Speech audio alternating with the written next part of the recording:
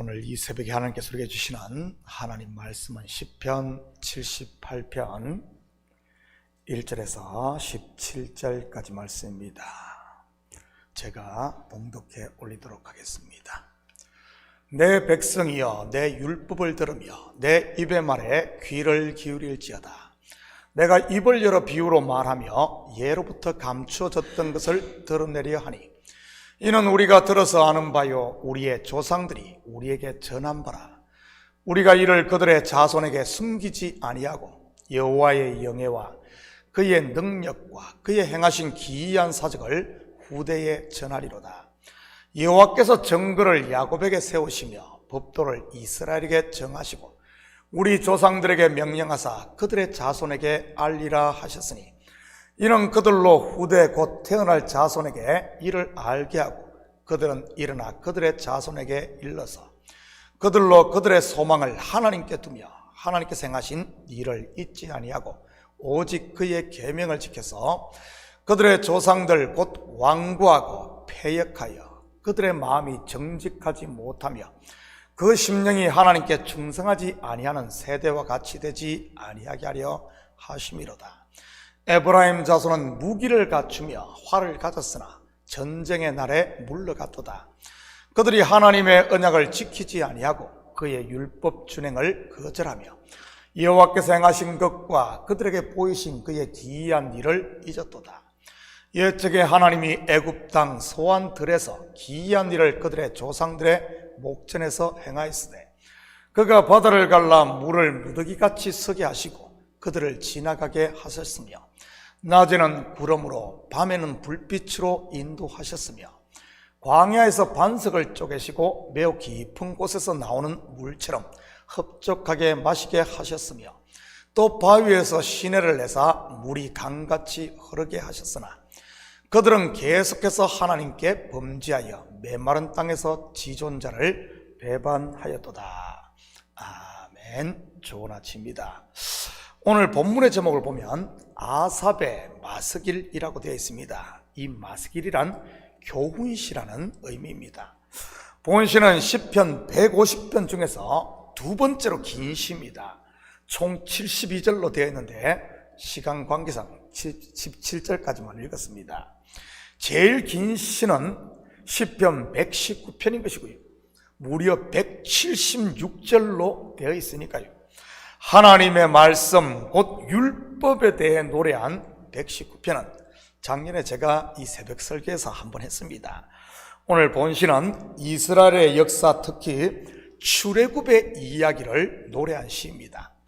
여러분도 알다시피 출애굽기는 이스라엘을 애굽의 종살이에서 구원하는 하나님의 구원의 이야기입니다. 물론 이러한 출애굽은 죄와 사망에 매여 종로로 닫은 저와 여러분을 예수 그리스도의 보혈의 피값을 지불하고 대속하는 구원의 모형인 것이고요. 그런데 이러한 출애굽, 즉 구원의 이야기를 조금만 깊이 있게 들여다보면 끝없이 불신과 반역을 거듭하는 이스라엘과 그럼에도 불구하고 그러한 그들을 포기하지 않고 약속의 땅으로 기어이 이끌어 가시는 하나님의 참으심을 볼 수 있습니다. 이스라엘의 어리석음과 하나님의 사랑이 극적으로 대조되고 있다고 할까요? 그 이스라엘이 영적으로 보면 교회인 바로 저와 여러분인 것이고요. 먼저 1절입니다. 내 백성이여 내 율법을 들으며 내 입의 말에 귀를 기울일지어다. 쉐마 이스라엘, 들으라 이스라엘아. 어디에 가장 많이 나오는 말입니까? 출애굽 여정을 정리해 출애굽 2세대들에게 모세가 한 설교, 바로 신명기인 것입니다. 왜 들으라고 하는 것이겠습니까? 로마서를 쓴 사도 바울의 말을 인용하면 믿음은 들음에서 나기 때문인 것입니다. 그런데 여기서 들으라는 말은 단순히 영어로 하면 listen을 말하는 것이 아니라 obey, 순종을 말하는 것이고요. 한 귀로 듣고 다른 귀로 흘려보낸다든지 듣고 머리에 지식으로 쌓아두는 것이 아니라 말이지. 성경에서 쉐마 곧 들음은 귀로 들은 말씀을 입으로 읊조리고 마음으로 되새김질, 즉 묵상을 해 내 육신의 생각을 적복종시키는 결단을 통해 그 말씀을 실천함으로 열매를 맺는 것까지를 포함하는 것입니다. 그렇다면 본시 즉 출애굽의 이야기를 노래로 지어 다시 들려주는 이유가 무엇이겠습니까? 6절과 7절입니다. 이는 그들로 후대 곧 태어날 자손에게 이를 알게 하고 그들은 일어나 그들의 자손에게 일러서 그들로 그들의 소망을 하나님께 두며 하나님께서 행하신 일을 잊지 아니하고 오직 그의 계명을 지켜서 첫째로 잊지 않고 후손들에게 알게 하기 위함인 것입니다. 사실 당시 기록 문화가 발달되지 않은 상태에서 가장 확실하게 자녀들에게 알려주는 방법이 무엇이겠습니까? 당시는 대부분 구전 문화인 상태였잖아요. 바로 노래인 것입니다. 우리나라에도 다양한 노래들이 대를 이어서 불려졌지 않습니까? 농사를 지으며 부르는 이 농요라든지 명절에 부르는 노래들 말이지. 노래는 잘 잊혀지지 않으니까요. 50년이 지난 지금도 어린 시절 시골에서 불렀던 그런 노래들이 가끔 생각이 나요. 근데 조금만 생각하면 그 가사들이 다 기억나는 거 있죠. 신기하지 않습니까? 바로 노래가 그런 겁니다. 두 번째는 소망을 하나님께 두게 하기 위함이었던 것입니다. 서두에서 언급했듯이 출애굽 40년 동안 이스라엘 백성들이 한 것이 무엇입니까? 불평과 원망, 바로 끊임없는 하나님에 대한 불신과 반역입니다. 그 결과 출애굽 1세대는 여호수아와 갈렙을 제외하고는 전부 광야에서 죽어갔던 것이고요. 그럼에도 하나님은 어떻게 하십니까? 아브라함과 이삭과 야곱 즉 조상들에게 한 약속을 끝까지 지키십니다.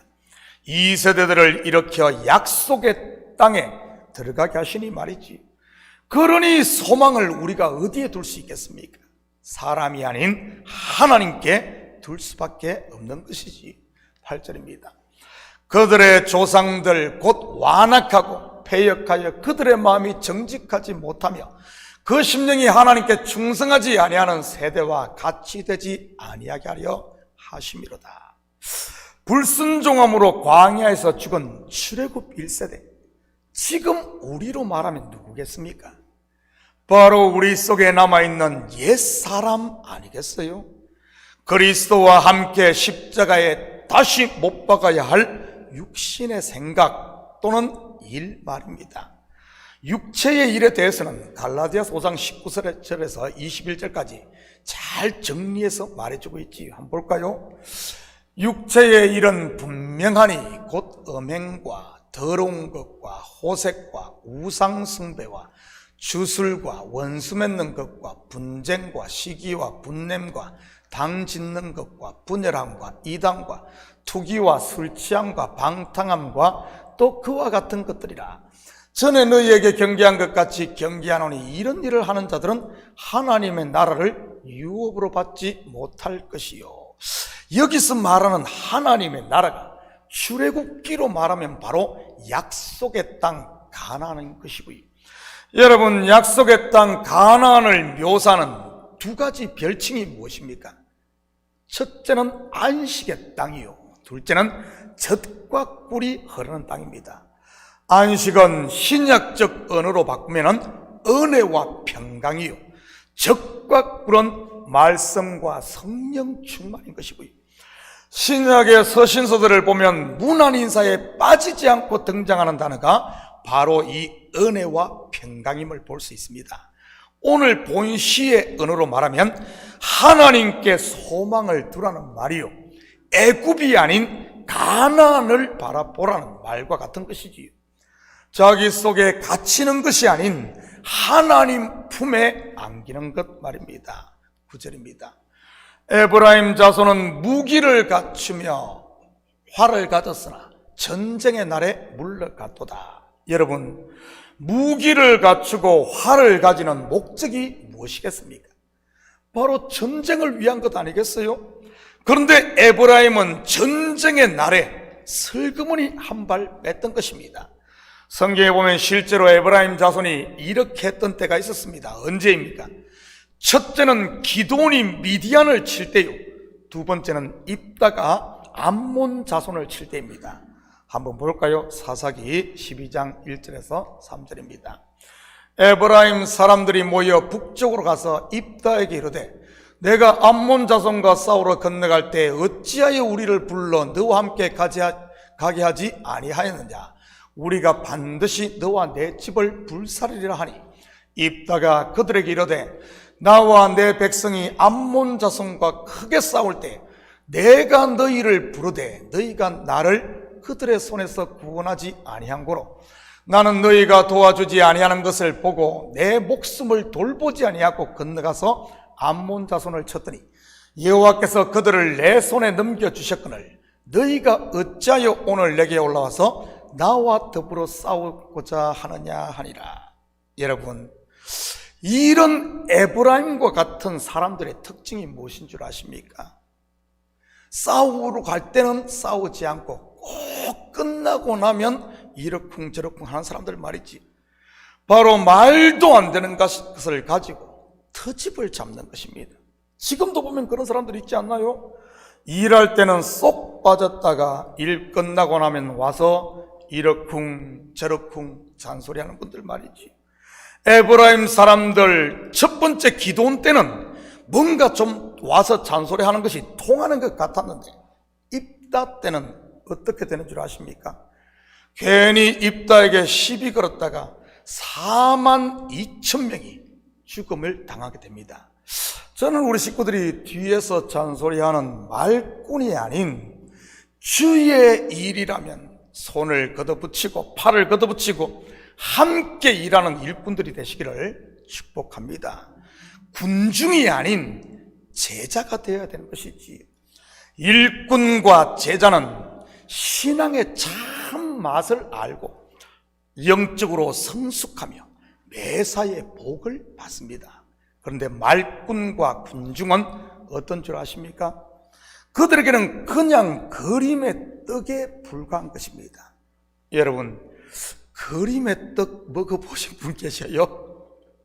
그림을 보면서 너무 먹음직한 떡 말이지. 그냥 군침만 삼키는 것 아닙니까? 그러니 신앙도 이런 그림의 떡으로만 하면 자라지를 않고 항상 제자리며 복도 그런 사람에게는 그냥 먼 나라 이웃 나라의 이야기가 되고 마는 것입니다. 10절 11절입니다. 그들이 하나님의 언약을 지키지 아니하고 그의 율법 준행을 거절하며 여호와께서 행하신 것과 그들에게 보이신 그의 기이한 일을 잊었도다. 무슨 말입니까? 요즘 말로 하면 무늬만 크리스찬이라는 말입니다. 율법 곧 언약을 가지고 있으면서도 지키지 않으니 말이지. 그뿐만이 아니라 하나님이 행하신 일도 금방 잊어버립니다. 여러분, 신앙은 체험을 해야지 일에 참여하고 전쟁에 참여하고 영적 전쟁에 동참하며 나를 첫 복종시키는 예수 그리스도의 십자가에 동참하는 이런 자기부임이 있는 이런 체험이 있어야지. 체험을 하지 못하고 그냥 머리에만 쌓아두면 어떤 줄 압니까? 금방 잊어버리게 됩니다. 우리 몸도 그렇지 않아요? 몸으로 체득한 것은 10년, 20년, 30년 죽을 때까지 몸이 반응을 합니다. 그런데 몸을 훈련시키지 않고 그냥 머리로만 쌓아둔 것은 새로운 정보는 계속 들어오잖아요. 잊어버리게 되는 것이지. 여러분, 애굽에 내린 재앙이 총 몇 번이었습니까? 10번이었습니다. 아마 우리 같으면 그중 한 가지만 직접 경험을 해도 여러분 까무라치지 않겠어요? 그런데 출애굽 1세대 이스라엘 백성들은 어땠습니까? 10가지 기적에 홍해까지 갈라지는 전대미문의 하나님의 능력을 경험했습니다.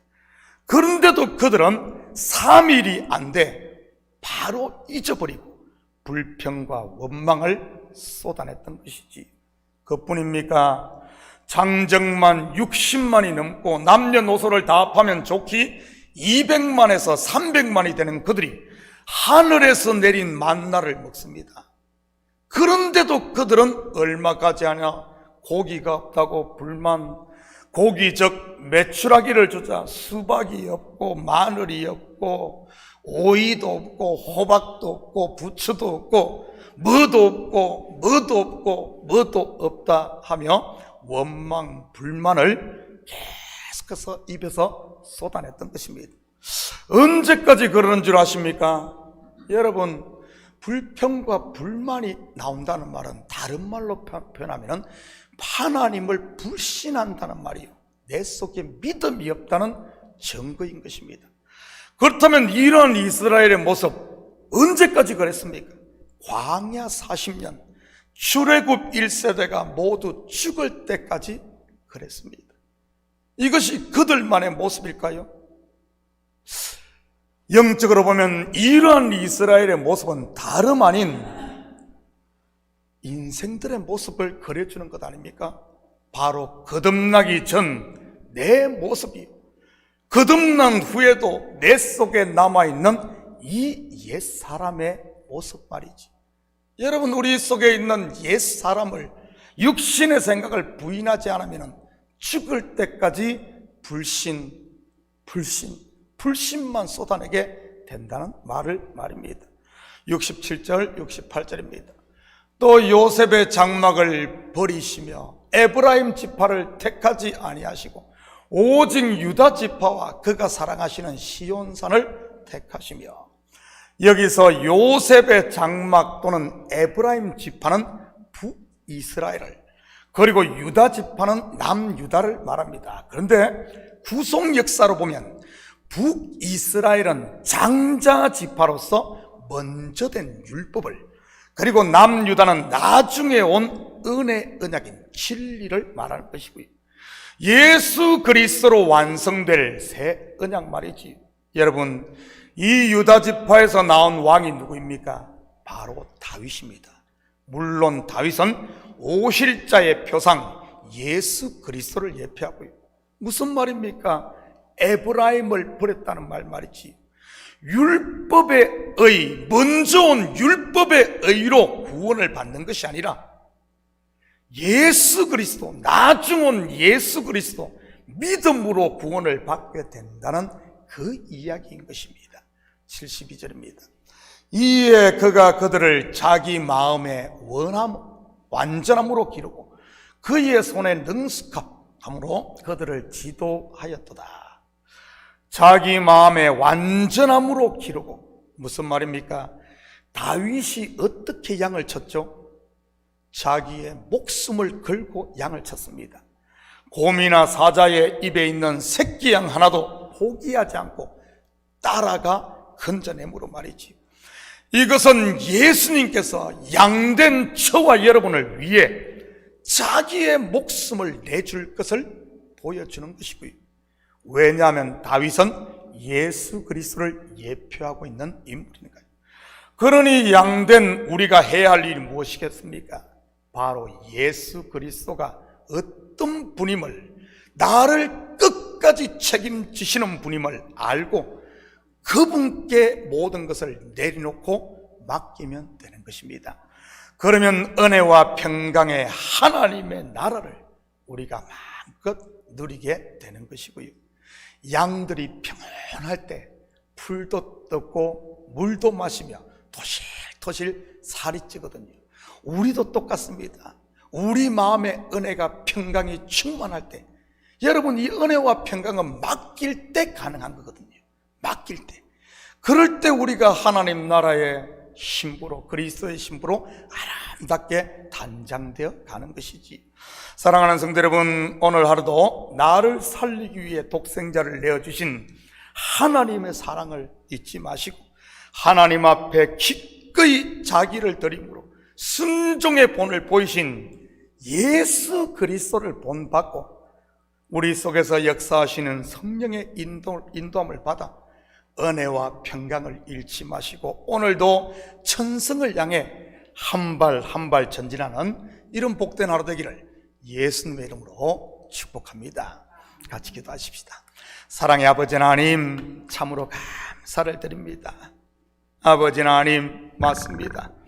우리의 힘과 능으로 되는 것이 아니라 전적인 하나님의 은혜로 우리가 아버지 하나님 구원을 받았고, 이제 우리가 할 일은 왕 되신 주님, 우리를 완전케 하시며 완전한 길로 인도하시는 주님을 알고 또 알아 그분 앞에 모든 것을 내려놓고 항상 우리의 마음을 은혜와 평강이 왕노릇하게 하므로 이제는 우리의 삶이 아버지 하나님 흩어난 것에 쫓겨 애굽으로 돌아가려고 하는 이런 출애굽 1세대의 삶이 아니라 가나안을 기업으로 받고 그 안식을 누리며 아버지 하나님, 하나님의 살아계심을 만방에 전가하는 이 시대 그리스도의 증인 제자로 살게 도와주시옵소서. 이 새벽도 우리의 마음을 주님 앞에 내려놓고 드릴 때마다 우리 속에 두려움과 근심은 사라지게 하시고 그 자리에 하나님의 위로와 하나님의 소망으로 가득 채워져 오늘도 복된 삶이 되게 도와주시옵소서. 감사드리며 예수님의 이름으로 기도드립니다. 아멘.